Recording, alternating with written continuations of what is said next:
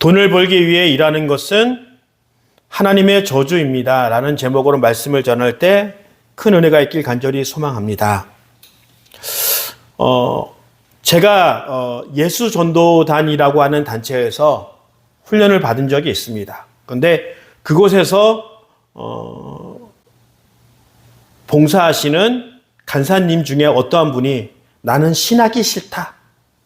나는 오로지 믿음만이 중요하다라고 얘기한 것을 들은 적이 있습니다. 그런데 이것은 신학이 갖고 있는 부정적인 것만 생각하고 바라보기 때문에 신학은 싫다라고 얘기합니다. 근데 중요한 것은 그 신학이 잘못 만들어졌을 때 우리가 당하는 고통과 어려움은 무지 많이 있다는 것입니다. 지금은 많이 없지만 불과 100년 전만 해도 많은 사회에서 노예라는 제도가 있었습니다. 그리고 유럽 사람들이 아프리카 사람들을 무자비하게 잡아다가 죽도록 일을 시키고 그 생명이 죽어가는 것에 별로 죄책감을 느끼지 않게 만들었던 그것의 신학적인 기초가 있습니다. 그것은 바로 노아 홍수 이후에 노아가 술을 먹고 취하여서 벌거벗고 자고 있을 때 함이 그것을 원래는 함의 아들 가나안이 그것을 이렇게 사람들에게 소문을 냈는데 그의 아버지가 저주에 걸렸다는 것을 이야기하므로 아프리카 흑인들을 그렇게 노예 삼아도 된다라고 하는 그 사상을 그렇게 합리화시켜서 그렇게 끔찍한 일들을 벌였습니다. 그러기에 올바른 신학을 갖는 것은 그 어떤 것보다도 중요한 일 중에 하나입니다. 그래서 신학은 하나님의 마음을 품고 건강한 신학, 올바른 신앙이 만들 수 있도록 우리는 그것에 대해서 최선을 다해야 합니다. 이런 비슷한 경우가 또 하나 있습니다. 아담과 하와가 에덴 동산에서 죄악을 저질렀기 때문에 에덴 동산에서 쫓겨나게 됩니다. 그래서 그 죄로 인하여서 에덴 동산에서 쫓겨났을 때 하나님께서 그들에게 징계하시고 징벌하십니다. 특별히 여자들에게는 출산할 때 무엇을 함께 주신다고요? 고통을 주신다. 그거와 함께 너희가 땀 흘리지 않고 최선을 다해서 노동하지 않으면 수확물을 거둘 수 없을 것이다라고 말씀하십니다. 그래서 중세 시대까지는 이런 말씀을 어떻게 해석하냐면은 노동하는 것은 하나님의 저주 아래 있는 것이고 노동하지 않는 것은 선한 것이다라고 그렇게 여기고 믿고 있었어요. 그래서 노동을 하지 않는 귀족들은, 부자들은 선하고 노동을 할 수밖에 없는 가난한 사람들은 뭔가 좀 부족한 것이다라고 그렇게 여기며 살았습니다. 그런데 이제 중세가 지나고 종교개혁이 일어납니다. 그래서 우리가 흔히 알고 있는 종교개혁을 일으켰던 루터도 있고 또 칼빈이라고 불리어지는 사람이 존재합니다. 이 칼빈이 예정론도 주장하지만 그 가운데 가장 중요한 사상 중에 하나인 직업 소명서를 주장합니다. 이 직업 소명설이 무엇이냐면 모든 직업에는 무엇이 있다는 거예요? 하나님의 소명이 있다는 거예요. 그 전까지는 죄악의 대가로 내가 일을 해야 되는 그런 징계, 징벌에 불과한 것이 노동이었지만 그렇지 않다. 노동이라는 것은 하나님의 소명, 하나님의 부르심이 그 안에 있다라고 얘기합니다. 그래서 많은 학자들이 이야기하기를 이 직업 소명설이 발전하여서 지금 우리가 누리는 자본주의의 근간이 됐다라고 이야기합니다. 어찌하였던 노동은 신성한 것이고 노동을 하면서 그 안에 하나님이 우리에게 주시는 비전과 소명을 발견해 나가야 된다라고 주장한 것이 바로 칼빈이 주장했던 노동 직업 소명설인 것입니다. 그래서 이 칼빈은 직장에서 정직하고 성실하게 살아가야 하며 또 검소하게 살아가야 하는 그런 삶의 모습들을 강조하였습니다. 즉 거룩은 하나님의 소명은 교회에서만 있고 성직자들에게만 있는 것이 아니라 내가 가정에서든지 또 직장에서든지 모든 삶의 현장에 하나님의 소명과 부르심이 있고 그리고 믿음의 사람이라는 것은 직장에서 나에게 주어진 하나님의 소명이 무엇인지 찾아가고 발견해 나가며 실천하는 것. 가정에서도 하나님의 부르심과 소명을 발견해 나가며 실천하는 것이 중요하다라고 그렇게 얘기하고 강조하고 있습니다. 오늘 본문에는 엘리 대제사장이 나옵니다. 그리고 그 엘리 대제사장과 그의 범죄한 아들 홈리와 비느하스를 하나님께서 그들을 징계하시겠다라고 선포하는 장면이 나옵니다.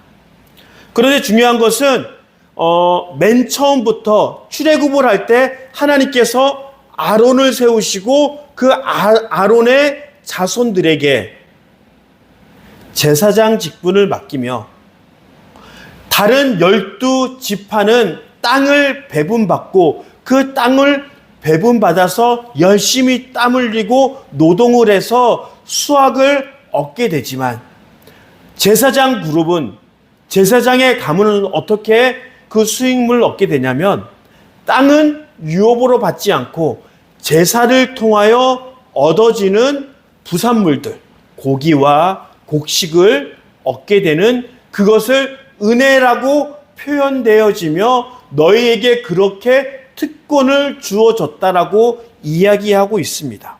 그러면서 이 범죄함으로 인하여 홈리와 비느하스가 범죄함으로 인하여 너희가 제사장이 되었고 제사장이 누렸던 그 특권을 어떻게 하겠다는 거예요? 뺏어버리겠다는 거예요. 그런데 중요한 것은 지금 대제사장 엘리에게 하나님께서 특별하게 말씀하시고 준비하신 예언자를 통하여 그 엘리 대제사장에게 이런 심판에 대해서 대언하고 있다는 거예요. 생각해 봅시다. 엘리는 어떤 사람이에요? 이스라엘의 모든 제사를 총괄하는 대제사장이에요. 그런 사람이 하나님의 음성을 듣지 못하고 범죄 가운데 있고 누군가가 그 사람에게 하나님의 말씀을 대언해야 할 정도로 그는 하나님과 지금 소통하고 있다, 소통하지 못하고 있다, 소통하지 못하고 있다는 거예요. 이것 자체가 그가 이미 그 징계의 말씀을 듣고 안 듣고도 중요하지만 그가 이미 하나님이 그에게 말씀하시는 것을 듣지 못하고 누군가가 하나님의 음성을 전해 주어야지만 되는 그 환경 자체가 그가 얼마나 지금 타락하고 하나님과의 관계가 끊어졌는지 그것을 여실히 우리들에게 설명해 주고 있는 거예요. 대제사장은 정말 중요합니다. 대속죄일 날 이스라엘의 모든 죄를, 모든 제사를 대신하여 대제사장이 한 번 예배를 지성소 안에서 드리게 됩니다. 근데 만약에 그 대제사장이 드리는 제사를 하나님께서 받지 않으시면, 대제사장이 지었던 죄가 있고 그가 실수를 하게 되면 이스라엘이 모든 드려진 1년 동안 드려진 그 제사를 받지 않으시는 거예요. 그렇다면 몇 해 동안 이스라엘이 드렸던 모든 제사를 하나님께서 받지 않으셨다는 거예요. 즉 대제사장의 영적인 상태는, 죄는 일반 사람의 죄와 비교할 수 없을 정도로 훨씬 더 큰 나쁜 영향력을 우리에게 가져다 준다는 것입니다. 그래서 제사장들이 죄를 지었을 때는 일반 사람들이 회개의 제물로 드린 것보다 더 큰 것으로, 더 귀한 것으로 제사를 지내야 합니다. 그리하여서 그 대제사장의 특권과 은혜를 빼앗아서 너희가 나를 존중하지 않았기 때문에 나를 존중하는 누군가를 세워서 그 일을 대신 맡기겠다라고 말씀하십니다. 그것이 우리가 잘 알고 있는 누구예요? 사무엘에게 하나님의 그 특권과 그 직분을 맡기신다라고 우리는 알고 있습니다. 그러면서 그들에게 얘기하고 있는 것은, 너희가 이제 하나님의 그 부르심에 따라 제사를 지냈다면 더 이상 그렇지 않겠다라고 말씀하십니다. 그러면서 하나님께서 말씀하신 것은 무엇이냐면, 그런데 너희는 어찌하여 나의 처소에 나에게 바치라고 명한 나의 예물과 제물을 멸시하느냐? 어찌하여 너는 나보다 내 자식을 더 소중하게 여기어 나의 백성 이스라엘이 나에게 바친 모든 제물 가운데 가장 좋은 것들만 골라서 스스로 살찌도록 하느냐? 이제는 내가 나를 존중하는 사람들만 존중하고 나를 경멸하는 자들을 수치를 당하게 할 것이다. 주나의 말이다.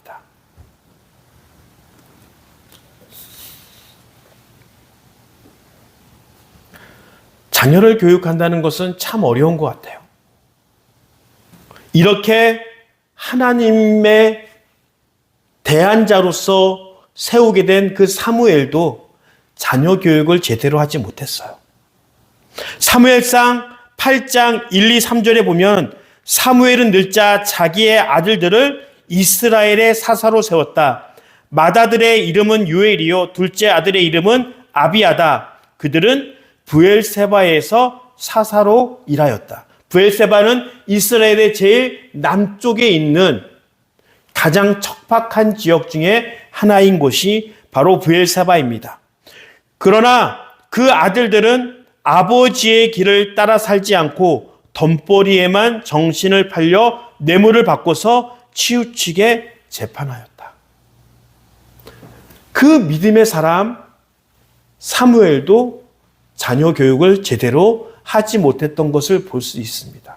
그리고 이렇게 사무엘의 아들들이 사사의 일을 잘못하고 뇌물을 받아 재판함으로 사람들에게 원성이 높아지고 결국 하지 말아야 할 주장이 나옵니다. 그 주장이 무엇이냐면, 이제 우리에게 왕을 주십시오.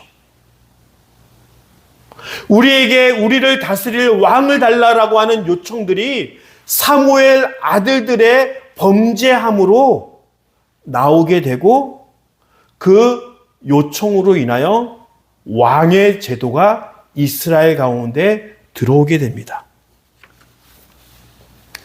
이와 같이 자녀 교육은 너무나도 어려운 것 같습니다.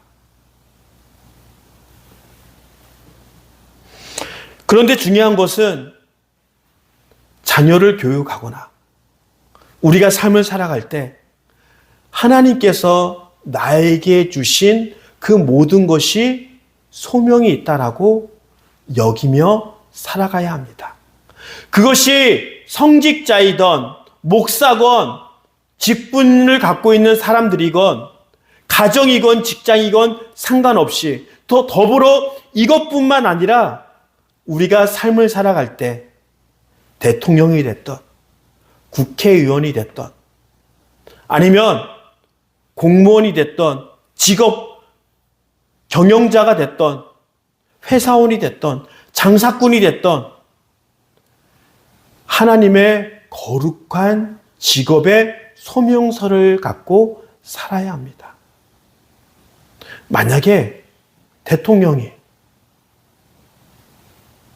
내가 대통령이 돼서 이 나라를 잘 이끌어감으로 백성들이, 국민들이 건강하고 부유하게 되며 내가 좋은 나라를 만들어야겠다라고 하는 그런 마음으로 통치를 해야 되는데 나라를 돈벌이의 수단으로 삼고 그리고 밑에 있는 장관들과 사람들을 임명할 때 자기와 친한 사람들만 임명하고 그렇게 임명된 사람들은 또 나의 돈벌이와 내가 좋은 직장으로 가게 되는 길목으로만 여긴다면 또 기업가들이 오로지 이익을 얻기 위하여 어떤 물건을 팔든지 상관하지 않고 장사하는 사람들이 저울을 속이며 그렇게 장사한다면 이 사회는 어떻게 될까요? 사람의 욕심은 대단합니다. 자기가 갖고 있는 권력에서 내려오지 않기 위해서 몇십만 명, 몇백만 명이 죽을 수 있는 전쟁을 일으킬 수 있는 것이 사람입니다. 나는 다를 것이라고 그렇게 여긴다고요? 그렇지 않아요. 우리가 그 위치, 그 권력을 갖고 있지 않기 때문에 그렇게 얘기하는 거지 권력의 달콤함을 내 마음대로 할 수 있는 능력을 갖게 된다면 그것을 포기하기가 쉽지 않습니다. 아프리카에 있는 수백만 명의 사람, 수천만의 사람들이 몇백 년에 걸쳐서 처참하게 죽음을 당하면서 인간 이하의 대우를 받고 죽어갑니다. 남미에 있는 그 많은 원주민들이 이제는 그 사람들의 씨를 찾을 수 없을 정도로 학살당하며 죽어갑니다. 그 사람들은 비윤리적인 사람이라서 그럴까요? 그렇지 않아요. 사람의 욕심이 그렇게 만드는 거예요. 내가 일을 함에 있어서 나는 돈만을 벌어야 돼. 나는 이익을 거둬야 돼. 그것만 생각하기 때문에 그렇게 빠질 수밖에 없는 거예요. 하나님께서 나에게 왜 일을 주셨느냐? 하나님께서 나에게 대통령, 국무총리, 또 장관, 장사, 또 기업, 가정, 왜 이 일을 나에게 주셨는지 그 비전과 소명을 찾아가지 않으면 우리 모두가 그렇게 힘들고 어려운 인생을 살 수밖에 없다는 것입니다.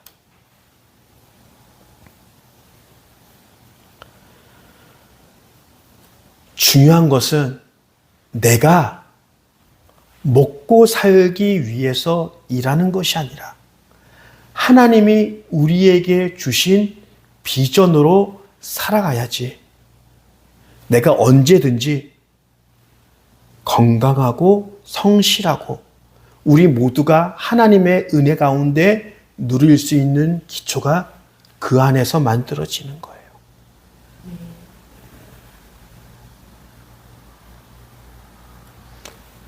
엘리 대제사장 가문에 하나님의 징계는 무엇이었냐면, 그전에는 아론의 후손이었기에 제사를 통하여 너희들이 제사를 잘 드리고 믿음의 백성들이 제사를 잘 드리면 그것을 통하여 너희가 풍족하게 삶을 살 수 있는 은혜를 주었는데, 너희가 범죄를 저질러서 떡 한 조각을 얻기 위하여 이곳에 제사가 필요하지 않습니까? 이곳에 제사장이 필요하지 않습니까? 떡 한 덩어리를 얻기 위하여 제사장의 일을 하게 된다라고 얘기하고 있는 거예요. 이것을 우리의 삶에 적용시켜 본다면, 돈을 얻기 위하여, 재정을 얻기 위하여, 나의 성공을 위하여 일을 하면 하나님께서 엘리 제사장과 그의 가문들에게 내려주신 저주와 무엇이 다르다고 볼 수 있느냐 말입니다. 제사장 그룹이, 제사장 가문이 하나님의 사명과 소명대로 살아갔을 때 그들은 풍족하게 삶을 살아갈 수 있었습니다.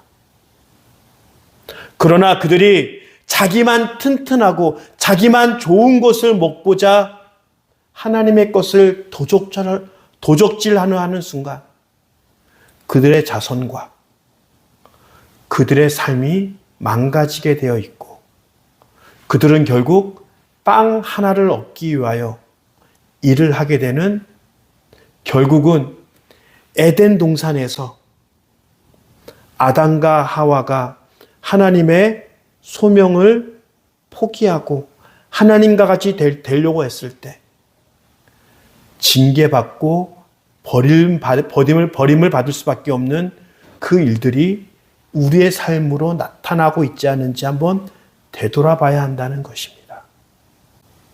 그러기에 내가 삶을 살아가고 있는 모든 장소에서, 직장은 직장에서 하나님의 부르심이 무엇인지 찾아가고, 가정에서 친구들과의 관계에서, 가족과의 관계에서 그렇게 하나님의 소명을 찾아가야지 우리가 온전하게 삶을 살아갈 수 있는 기초가 그것에서 만들어진다는 거예요.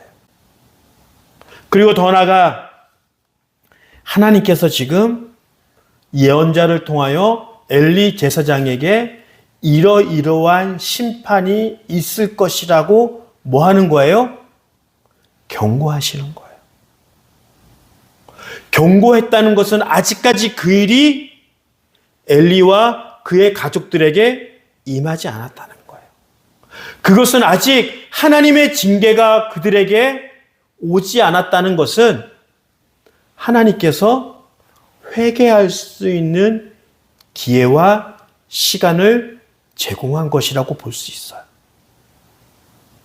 예언서에 보면 그 많은 예언자들이 나와서 이스라엘 백성들에게 얘기합니다. 너희가 이와 같이 우상을 섬기고 다른 열방들을 믿고 의존한다면 하나님께서 너희들을 심판하실 것이다. 하나님을 믿고 섬겨야 된다라고 강조하고 있는 것은 회개하고 돌아오라고 하는 그 스토리에, 그 메시지에 방점이 찍히는 거예요.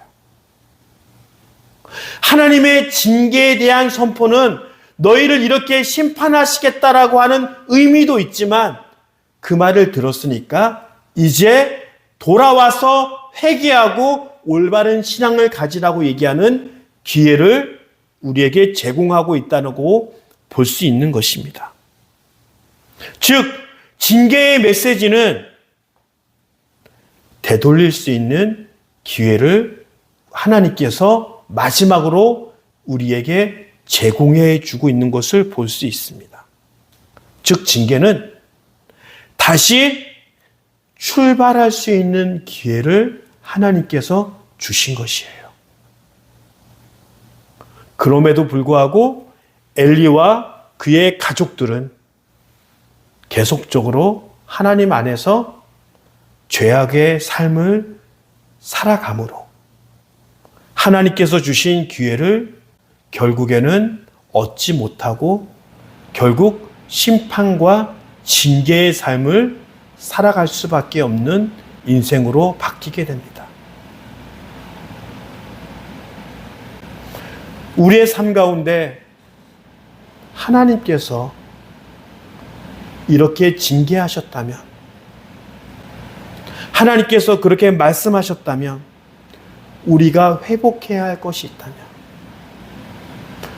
거룩선입니다. 내가 가정에서 나의 거룩을 회복하며 관계에서 나의 거룩을 회복하며 내 삶을 하나님의 소명과 비전의 삶을 발견해 나가며 소명과 비전으로 살아갈 때 결국 나의 거룩함이 다시 회복이 되어지길, 그런 삶을 살길 간절히 축원합니다. 이것이 바로 엘리를 통하여 우리에게 말씀하시는 하나님의 기회, 마지막 은혜를 회복되어지길 간절히 축원합니다.